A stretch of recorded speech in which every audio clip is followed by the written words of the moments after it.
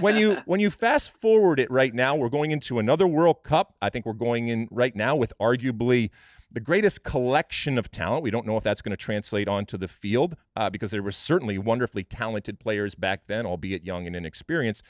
Do you see any similarities with this 2022 version of this team? Not necessarily in the pathways that they took, but I guess the personality and the dynamic that exists with this young and experienced team and that 1990 team.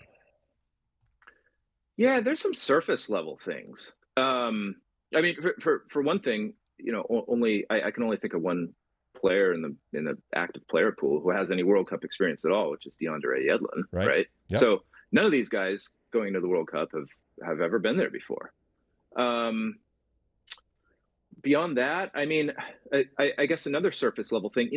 One thing that I found so interesting about this 1990 team is so many of them were sons of first generation immigrants. It just makes this really great sort of American tale in a way. Yeah.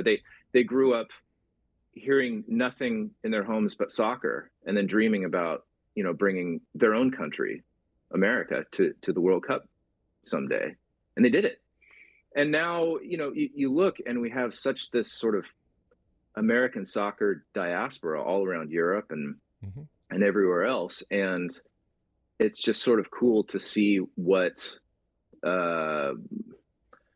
had hoped had happened back then actually come to fruition, I guess. And so that's a long way of saying, I think there's a lot of sons of immigrants on this team, which is cool to see.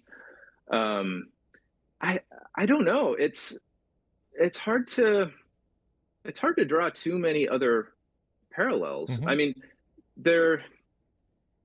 this team. I should say this team. The 1990 team had stars, maybe on an indoor team or whatever, but these were all young, hungry guys, aiming for playing time. And I think we see a lot of that with the 2022 team. No one's really a star of their team that we can say. But again, it goes back to, I think, what we were talking about a moment ago.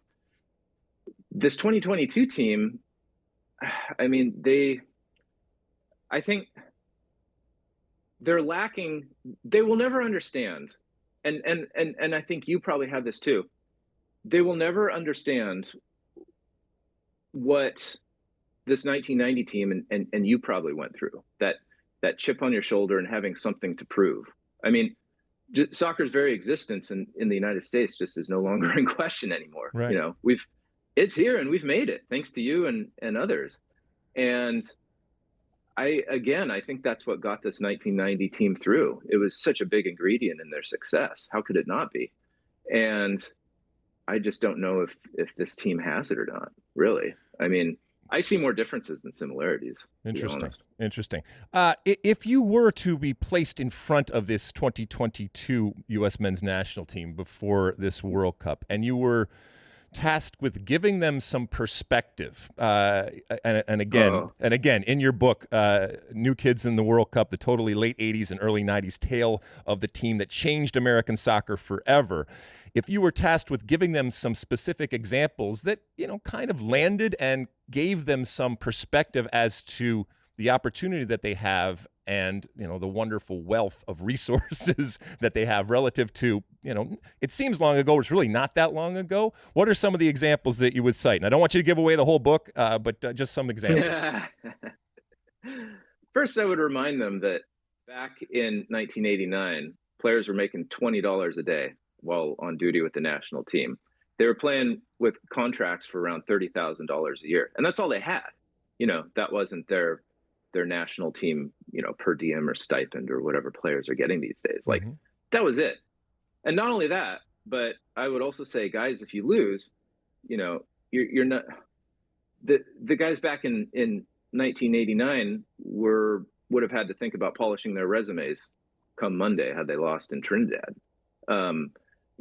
Certainly that national team bonus and stipend wouldn't be around any longer. I mean, they'd have to go back to finding day jobs. Right. They couldn't play soccer. I mean, they would be soccer players, but they wouldn't be professional soccer players in much sense of the word, unless they went over and caught a lucky break in Europe, which, I mean, talk about a hard time.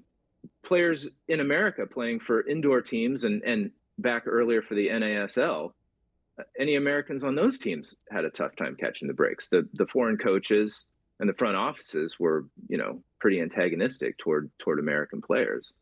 And I mean, good luck making it in Europe at that time too. So, yeah, that's all to say that, as soccer fans, we have it pretty good these days. Mm-hmm. And soccer players probably have it even better these days, even though, I mean, let's be honest, they're under a whole lot more pressure and an unbelievable microscope that, players in earlier times just didn't face. You like that clip? Well, my State of the Union podcast drops every week. Subscribe now on Apple Podcasts, Spotify, or wherever you get your podcasts. You like that clip? Well, my State of the Union podcast drops twice a week right here on my very own YouTube page. The only way to stay up to date is to hit that subscribe button down below. Size the day, and see you soon.